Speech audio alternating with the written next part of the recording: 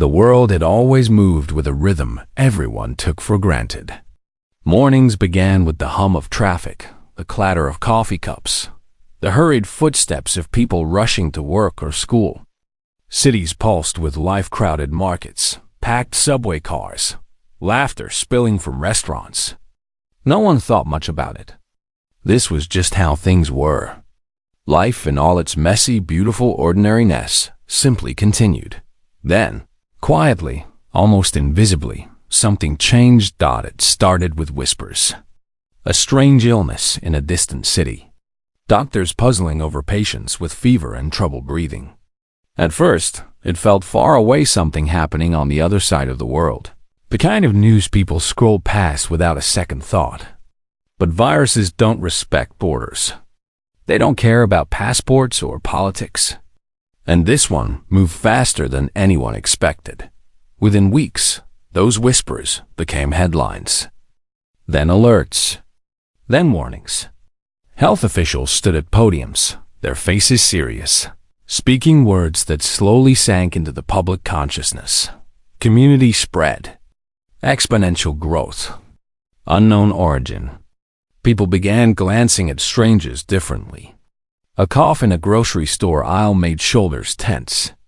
Hands reached for hand sanitizer more often. The air itself started to feel uncertain. Then came the moment everything shifted. Governments made announcements that would have sounded like fiction just months earlier. Schools closed.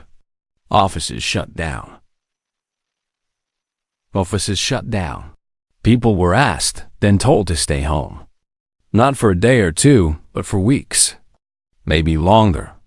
The streets that had always buzzed with movement grew still.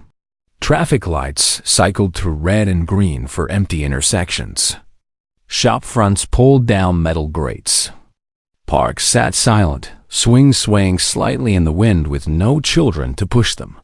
Inside their homes, people watched through windows as the world they knew seemed to pause. Some felt relief at first, a strange, unexpected quiet. Others felt a tightening in their chests, a quiet dread they couldn't name. This wasn't a storm they could wait out for a few hours. This was different. The enemy couldn't be seen. It had no face, no voice, no weapon you could recognize. It traveled on a breath. It hid on a doorknob. It didn't care if you were young or old, rich or poor. And that was what made fear take root, not the illness itself, but the uncertainty of it all. Not knowing who carried it. Not knowing how it moved. Not knowing when or if things would ever feel normal again. Hospitals began to fill. News reports showed doctors and nurses moving quickly through hallways, their faces tired behind masks and shields. These were people who had sworn to heal, to comfort, to stand between sickness and the rest of the world. Now they faced something that pushed back harder than anything in recent memory. They worked longer shifts. They reused masks meant for single use. They made impossible choices with heavy hearts. And still, they showed up. Day after day, they walked into buildings where danger lived in the very air, because someone had to stand in that gap. Someone had to try. Families, separated by glass windows, pressed their hands against the barrier, trying to feel close to loved ones they couldn't touch. Grandparents waved from doorways as grandchildren stood far back on driveways, everyone smiling too brightly to hide the worry underneath. Video calls became lifelines, glowing rectangles on screens where people shared meals they couldn't eat together, celebrated birthdays they couldn't attend, held funerals they couldn't gather for. Grief became a quiet, solitary thing for many, and that loneliness carved deep spaces inside people's hearts. Yet even in those early, frightening days, small lights flickered. Neighbors, who had never spoken before, left bags of groceries on each other's porches. Teenagers used their phones not just for games, but to teach elderly community members how to order food online. Strangers donated money to help restaurant workers who suddenly had no income. People stood on balconies each evening and clapped, not for celebrities or athletes, but for delivery drivers, for sanitation workers, for the quiet heroes keeping society from completely unraveling. These gestures didn't stop the virus. They didn't fill hospital beds or create vaccines. But they did something just as vital. They reminded people they weren't alone. Because here was the truth no one had expected. When the world stopped moving, humanity didn't stop feeling. Fear was real, yes. Anxiety coiled tight in stomachs. Sleep became harder to find. But beneath all that, something else stirred a stubborn, quiet refusal to let fear be the only thing that defined this moment. People started baking bread they'd never tried before. They called old friends just to hear a familiar voice. They walked in circles around their neighborhoods, noticing birds and blooming flowers they'd rushed past for years. In stillness, they rediscovered small things that had always mattered, but had been drowned out by noise. No one knew then how long the battle would last. No one knew about the months of waiting ahead, the fatigue that would test even the strongest spirits, the debates and divisions that would emerge as people struggled to balance safety with freedom. All they knew in those first weeks was this: the world had changed overnight, and every single person had been drafted into a fight they never asked for. And yes, people trembled. They felt fear in their bones when they saw the rising numbers on screens. They felt it when they wiped down packages from the store. They felt it lying awake at 3 a.m., wondering if they'd done enough, if they'd been careful enough, if tomorrow would bring worse news. But trembling doesn't mean breaking. Fear doesn't mean surrender. And in those quiet, uncertain days when the streets fell silent and the future felt fragile, something important began to form, not in laboratories or government offices, but in living rooms and kitchens and hearts. A realization that this wasn't a battle for soldiers alone. It was for everyone. For the nurse working a double shift. For the parent trying to explain to a confused child why they couldn't visit grandparents. For the teenager staying home when every instinct said to be with friends. For the grocery clerk restocking shelves late into the night. Humanity had been called to stand together against something invisible. And though fear walked beside them, they began to take their first steps, not as nations or political groups or strangers on a street, but simply as people. As one, the battle had begun not with explosions or armies, but with a breath held in shared uncertainty. And in that stillness, before anyone knew what courage would be required, the first quiet acts of bravery had already started to bloom. The fear had settled deep, a constant hum beneath daily life. But something else began to stir alongside it, a quiet refusal to simply wait. It started small, almost unnoticed. A retired nurse in a small town saw a news clip about overwhelmed hospitals and dug out her old license from a drawer. She called the local clinic the next morning. "I may be older," she said softly, "but my hands still remember how to care for people." Across the country, others did the same. Doctors who had hung up their stethoscopes years earlier put them back on. Pharmacists worked extra shifts without being asked. Ambulance drivers took on double routes, their voices gentle when speaking to frightened patients in the back dot in living rooms and garages. Ordinary hands began to move with purpose. Women who had spent years sewing children's clothes or mending curtains pulled out fabric and thread. They cut rectangles of cotton, layered them carefully, stitched elastic into place. Some had never made masks before. They watched quick videos on phones, fingers learning the motions through trial and error. Children sat beside them, carefully cutting fabric scraps into squares. These weren't medical-grade masks, they knew that, but they were something. They were a shield where none existed. Boxes filled up on kitchen tables. Neighbors texted, "I have 10 extra." Strangers left packages on doorsteps with notes that read simply, "For anyone who needs them." Science moved at a pace no one thought possible. Researchers who had once competed for grants and recognition now shared data openly, across borders, across time zones. A scientist in one country would upload genetic sequences at midnight. By sunrise, colleagues on another continent were already building on that knowledge. There were no press conferences celebrating individual breakthroughs, just quiet, determined work in labs where lights stayed on through the night. They weren't thinking about fame. They were thinking about time. Every hour mattered. Every calculation brought them closer to understanding the invisible enemy they faced. But the real battle wasn't happening only in hospitals or laboratories. It was unfolding on quiet streets and in apartment buildings where people chose kindness over fear. A young man living alone in a city apartment noticed his elderly neighbor hadn't come out for days. He knocked gently, keeping his distance. Through the door, a frail voice answered. The man began leaving groceries outside her door, twice a week: milk, bread, fruit, arranged carefully in a bag. He never saw her face for months. They only spoke through wood and glass. Yet a bond formed in those brief exchanges. "You're my grandson today," she'd say sometimes. And he'd smile, though she couldn't see it, and answer, "And you're my grandmother."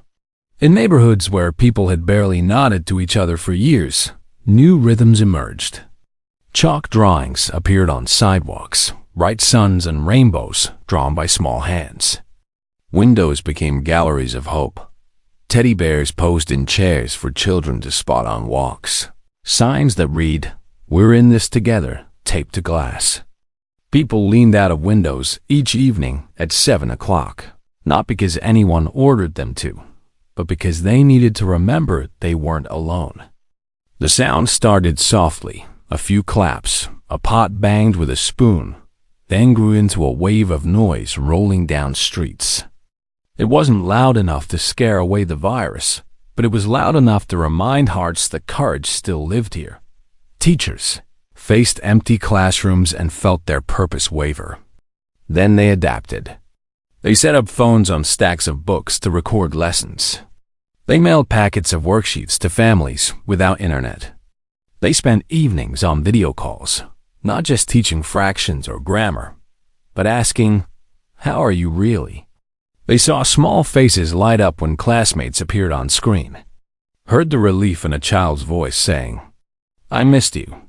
Learning continued not in the way anyone planned, but in the way that mattered most, with patience and heart. Delivery drivers became lifelines. They navigated silent streets, packages piled high in their vehicles. Some added small surprises to orders: a packet of seeds, a handwritten note saying, "Hang in there."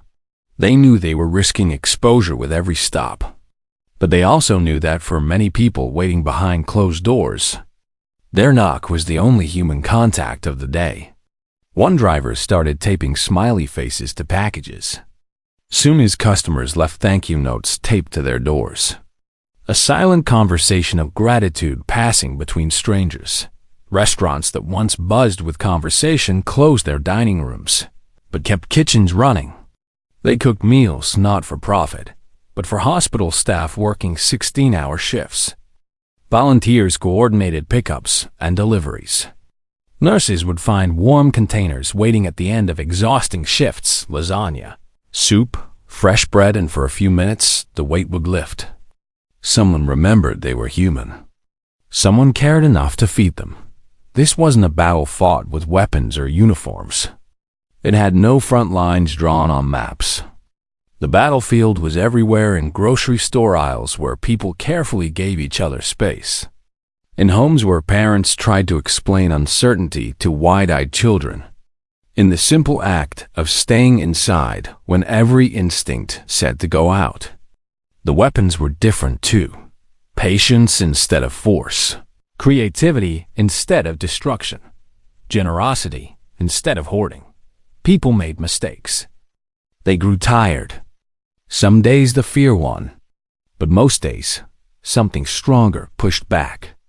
A mother working from home, while homeschooling, would feel completely overwhelmed by 3 in the afternoon, then receive a text from a friend that said only, "You've got this."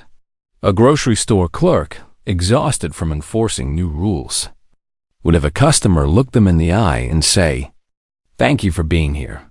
Those small moments became fuel. They reminded everyone that they were fighting not just against something, but for something for each other. No medals would be awarded for these acts. No history books would name most of the people who showed up quietly, consistently, without fanfare. But in those months, humanity revealed its true strength, not in grand gestures, but in daily choices to care when it would have been easier to close the door, to give when resources were thin, to hope when evidence was scarce. The world had trembled when the crisis arrived. But as ordinary people stepped forward, not as heroes in capes, but as neighbors, workers, parents, strangers choosing kindness, the trembling began to steady. Fear didn't disappear, but it no longer stood alone. It now shared space with something quieter, deeper, and far more powerful. The unshakable belief that together, even separated by walls and distance, people could still stand as one. And that realization, more than anything, changed everything. Months passed. The initial shock had worn off, replaced by something heavier, a weariness that settled into bones and minds alike. The world had not ended in a single dramatic moment. Instead, it stretched into a long gray waiting. Days blurred together. Mornings felt like evenings. People looked at calendars and struggled to remember what week it was. The fight hadn't disappeared, but its edges had softened into exhaustion. And exhaustion, many discovered, was its own kind of enemy. The news cycles grew repetitive. Numbers flashed on screens, cases rising, falling, rising again. People stopped checking as often. The constant alarm had become background noise, like a radio left on in another room. Some began to push back, not against the virus itself, but against the weight of endless caution. Protests formed in city squares, small groups holding signs about freedom and normalcy. Their voices were tired, frustrated. They missed hugs. They missed birthdays. They missed feeling like themselves. Others watched these protests with worry, believing the danger remained real. Neighbors who once shared garden tomatoes now avoided eye contact in driveways. Families argued over video calls. The same crisis that had once united people now pulled them in different directions. Fear had changed shape. It was no longer just fear of sickness, but fear of losing oneself, of losing connection, of living forever behind glass. Misinformation spread quietly, like smoke under doors. Whispers in group chats suggested simple cures. Social media feeds filled with claims that felt true because they offered comfort. People wanted answers, and when science moved carefully testing, verifying, waiting untruths rushed in to fill the silence. Families found themselves gently correcting grandparents who believed rumors. Friends unfollowed each other online not out of anger, but sadness. Trust, once taken for granted, became fragile. Who could you believe? The doctor on television? The cousin sharing a viral post? Your own instincts? The battle was no longer just against a virus. It was against confusion itself. Yet in the middle of this fatigue, small, stubborn acts of care continued.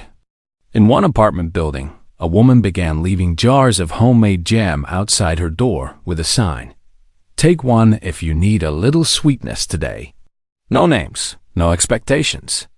Just jam. Down the hall, someone else started a book exchange, a shelf in the lobby where paperbacks appeared and disappeared like quiet gifts. These gestures didn't solve anything big. They didn't lower infection rates or speed up vaccine development. But they did something essential. They reminded people that kindness hadn't gone extinct. It had just gone quiet, moving underground like a river still flowing beneath frozen ground. Hospitals remained full, but a new rhythm had formed inside their walls. Nurses developed quiet rituals, placing a hand on a patient's shoulder before adjusting and speaking softly to those too weak to answer. They learned which patients liked their pillows fluffed a certain way, which ones responded to gentle music playing from a phone. These were small rebellions against despair. In one ICU, staff began taking Polaroid photos of recovering patients on their discharge day, their first clear-eyed smile after weeks of struggle. They'd taped the photos to a wall in the break room, a gallery of hope, a reminder that not every story ended in loss. And then, the news broke that changed everything. Vaccines were coming. Not in years, not even in months. Soon. Scientists had done what many thought impossible. They'd moved with breathtaking speed without cutting corners. Trials showed strong results. Approval processes accelerated. For the first time in a long time, people allowed themselves to imagine an ending. Not a return to exactly how things were that seemed unlikely, but a path forward. A chance to breathe without calculation. To hug without hesitation. To gather without fear. But hope arrived unevenly. Wealthy nations placed massive orders, securing doses for their populations, while poorer countries waited. The same virus that had ignored borders now faced a world divided by access. People in struggling regions watched vaccine rollout celebrations on screens with quiet resignation. They understood the math-limited supply, difficult choices, but understanding didn't soften the sting of being last in line. The battle had revealed humanity's capacity for unity, but also its old fractures. Compassion, it turned out, still had boundaries. Inside homes, the mental toll deepened. Children who had once played freely now hesitated before touching shared toys at rare outdoor meets. Teenagers missed milestones, graduations held over video calls. First jobs canceled. Friendships strained by screens instead of shared laughter. Adults carried invisible weights. Parents juggling work and homeschooling until midnight. Small business owners staring at empty storefronts, wondering if they'd ever reopen. Elders spending birthdays alone with only a tablet screen connecting them to family. Therapy apps saw downloads surge. Hotlines stayed busy. People were tired, not just physically, but in their spirits. They missed the ease of before. They missed not having to think about every interaction. Still, humans adapted in ways they never expected. Families started game nights that lasted hours. Couples took up gardening, learning the patience of watching seeds become sprouts. People called relatives they hadn't spoken to in years, not out of obligation, but because distance had made them realize what mattered. Strangers formed online support groups, parents sharing tips, artists posting free tutorials, musicians playing concerts from living rooms. Connection found new pathways when old ones closed. One evening, as winter settled in, a community organized something simple. They asked everyone to step outside at dusk with a candle or flashlight. No gathering, no contact, just light. At the appointed time, front porches and apartment balconies glowed softly across the neighborhood. From a distance, it looked like stars had descended to Earth. People stood wrapped in blankets, not speaking, just witnessing.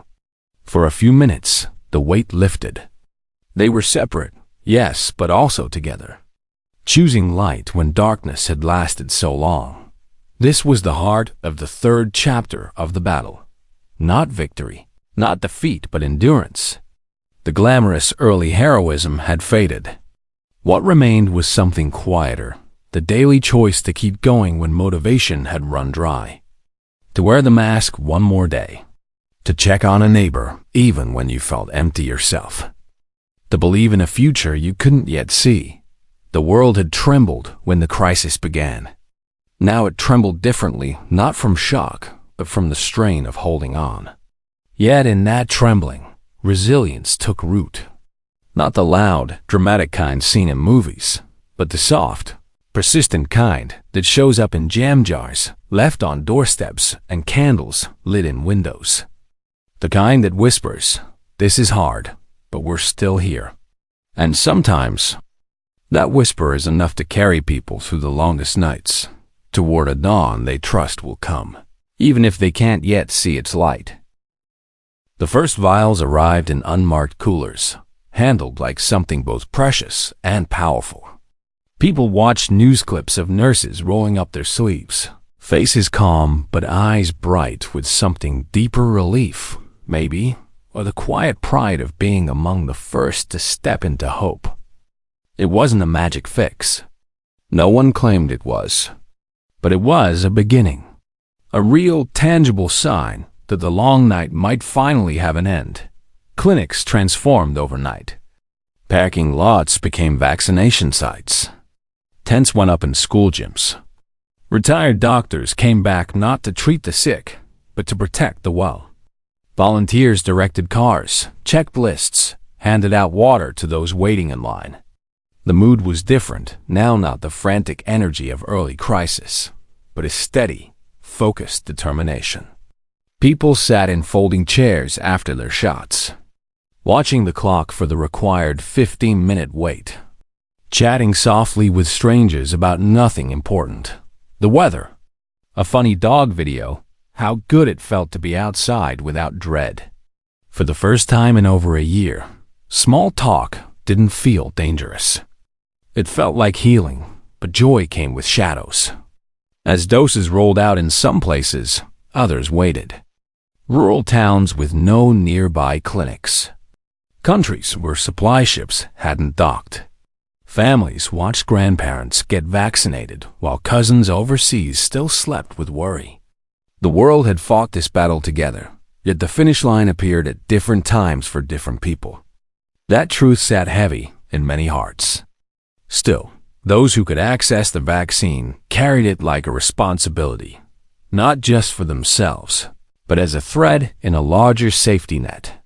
"I'm doing this so my neighbor doesn't get sick," someone said while waiting in line. That simple sentence echoed in countless conversations. Protection became an act of care, not just caution. Hospitals began to breathe again. Fewer alarms.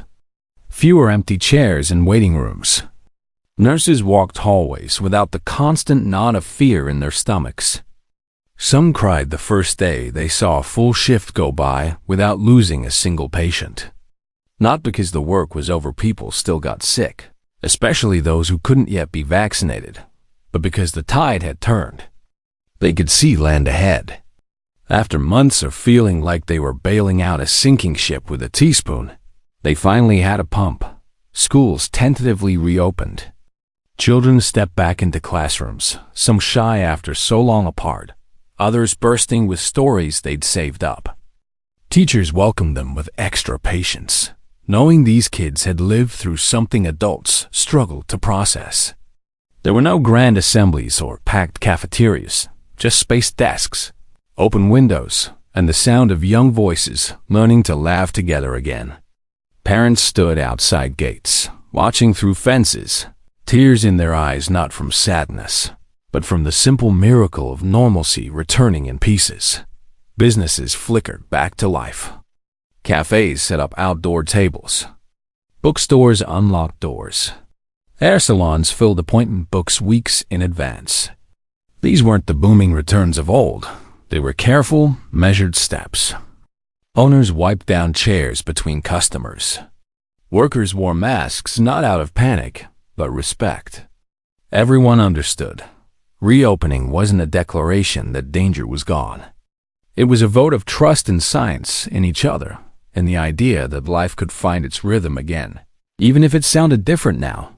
Yet the cost remained visible. Empty chairs at family dinners.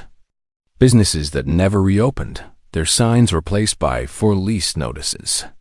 Memorials growing quietly in parks, ribbons tied to trees, candles left burning. Grief hadn't vanished with the vaccine. For many, it had only just begun to surface, now that survival mode was easing. Therapists spoke of a second wave, not of illness, but of sorrow finally allowed to rise.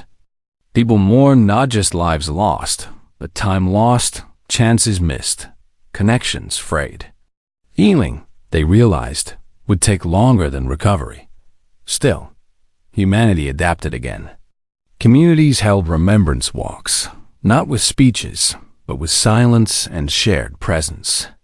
Friends gathered in backyards, sitting farther apart than before, but together nonetheless. People apologized for things said in stress, reached out to those they drifted from, made space for each other's complicated feelings.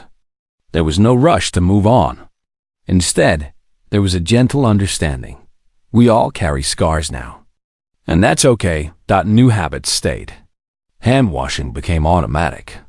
Staying home when sick, once seen as weakness, was now common sense. Video calls didn't disappear. They just shifted purpose. Grandparents read bedtime stories to grandchildren across states. Long-distance friends kept weekly coffee dates. Technology, once blamed for making people distant, had become a bridge when bridges were needed most. Perhaps the biggest change wasn't in routines, but in perspective. People noticed things they'd ignored before. The warmth of sunlight through a window, the sound of birds at dawn, the comfort of a shared meal. They valued slowness. They protected quiet. They asked more often, "How are you really?" And they listened to the answer. Governments began rewriting plans, not just for health, but for resilience. Scientists pushed for global systems to catch the next threat faster. Cities invested in better ventilation for schools and buses. Mental health support moved from the margins to the mainstream. The lesson had been brutal but clear. Waiting until disaster strikes is too late. Preparation isn't fear. It's love for the future. And through it all, ordinary people kept showing up, not as heroes, but as humans choosing kindness in a world still finding its balance. A teenager helped an elderly neighbor schedule a vaccine appointment. A grocery clerk smiled behind her mask at a customer having a hard day. A teacher sent a handwritten note to a student who'd struggled with online learning. These weren't grand acts, but they were the glue holding society together as it stitched itself back. The battle hadn't ended with a bang. It faded like a storm passing, leaving damage, yes, but also clearer skies. Fear hadn't disappeared completely, but it no longer ruled. In its place grew something quieter and stronger. Trust. Trust in science that worked fast and fair. Trust in neighbors who cared. Trust that even when the world shakes, people can choose to hold each other up. Humanity hadn't won by destroying an enemy. It had won by refusing to let fear win. By caring when it was hard. By waiting when it was exhausting. By hoping when evidence was thin. And now, as life slowly returned, not the same, but still beautiful, they carried that truth forward. We are stronger together, even when we're 6 feet apart. The years settled softly over the world, like dust finding its place after a storm has passed. Life returned, not as a sudden explosion of noise and movement, but as a slow, gentle tide. Streets filled again, but differently. People walked with a new awareness in their steps, a quiet understanding that had been carved into them by months of waiting, worrying, and wondering. They still hurried to catch trains and scrolled phones while waiting in line, but something had shifted beneath the surface. A softness, a slowness, a habit of looking people in the eye and really seeing them. Children who had learned to count by watching case numbers on the news now ran through sprinklers without thinking twice about shared space. Teenagers who had spent formative years behind screens relearned the awkward, beautiful art of face-to-face conversation, the pauses, the laughter that comes easier when you can see someone's whole face, the comfort of a friend's shoulder bumping yours on a crowded sidewalk. They carried invisible marks from those strange years, but they also carried a rare gift, the knowledge that nothing is guaranteed. That made their joys feel deeper, their connections more precious. Grandparents held grandchildren again, real hugs, not just hands pressed against glass. The first embrace after so long felt like coming home to a house you'd almost forgotten. Tears were shed not from sadness, but from the sheer relief of touch. skin on skin, breath shared without fear. These moments weren't celebrated with fanfare.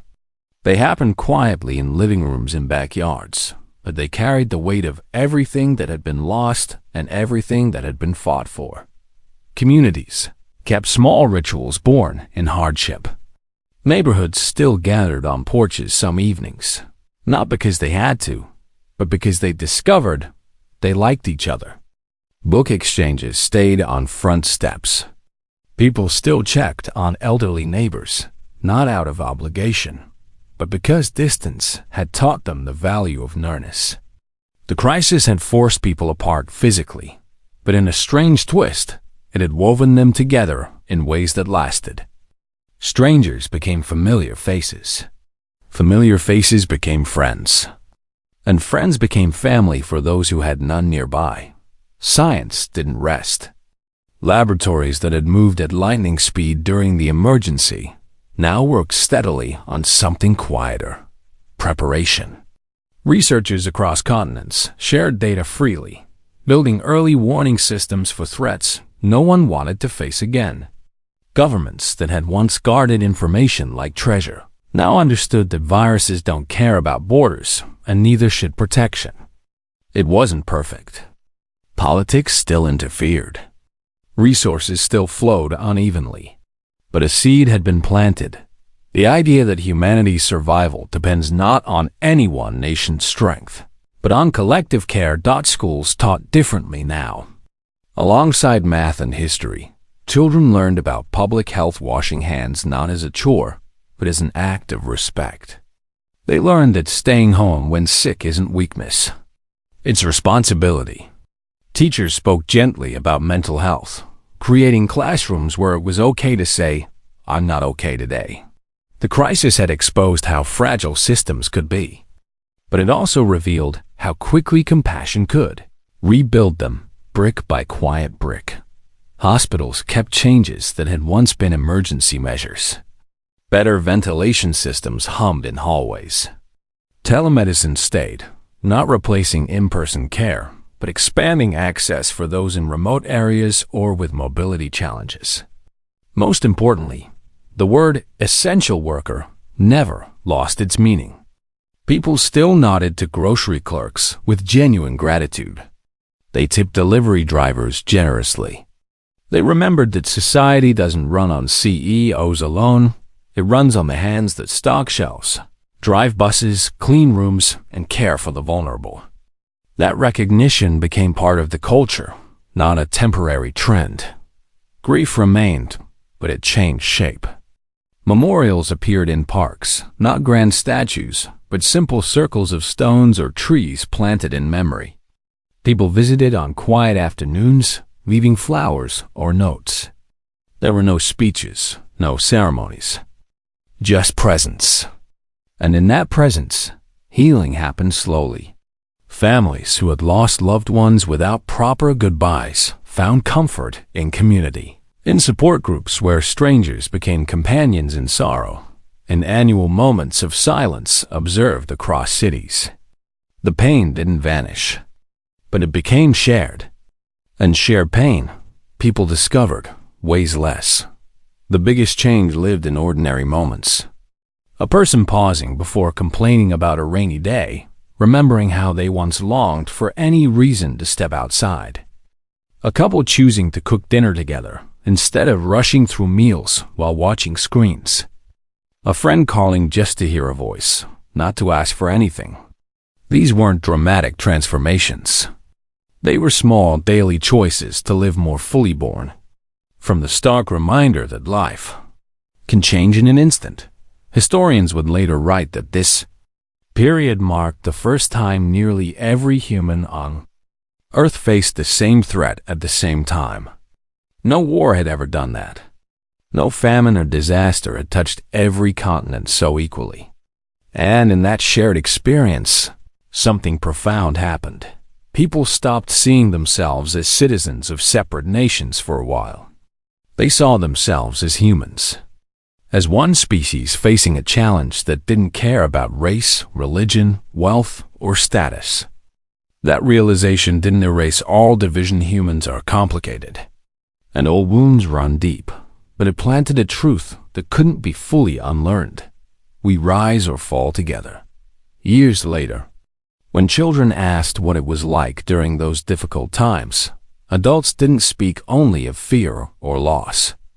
They spoke of the nurse who worked extra shifts despite being afraid, the teenager who taught grandparents to use video calls, the stranger who left groceries on a doorstep. They spoke of quiet courage, the kind that doesn't make headlines but holds the world together when everything threatens to fall apart. And yes, when humanity had joined that battle, the world had trembled. Fear had lived in every home, in every heart. But trembling isn't the same as breaking. And in the trembling, something stronger emerged, not loud or flashy, but steady as a heartbeat. It was the understanding that courage isn't the absence of fear. It's moving forward anyway. That hope isn't about ignoring darkness. It's about lighting candles despite it. That unity isn't about agreeing on everything. It's about caring for each other even when you don't. The battle hadn't been won with weapons or force. It had been won with masks sewn at kitchen tables, with science shared across borders, with hands washed 1,000 times, with sacrifices made quietly in homes around the world. It had been won by ordinary people choosing, again and again, to believe in tomorrow even when today felt unbearable. And so life continued, not the same as before, but perhaps wiser. People still argued. Systems still failed. New challenges would come, as they always do. But humanity carried a new memory in its bones, the memory of a time when fear came for everyone. And everyone answered not with swords, but with sewing machines, with science, with soup left on doorsteps, with love that refused to be locked away. They had trembled, yes, but they had also stood. And in standing together, they had reminded themselves of what they were truly made of. Not perfection, not invincibility, but something far more powerful. The stubborn, beautiful will to care for one another, even when the world feels like it's ending. Especially then.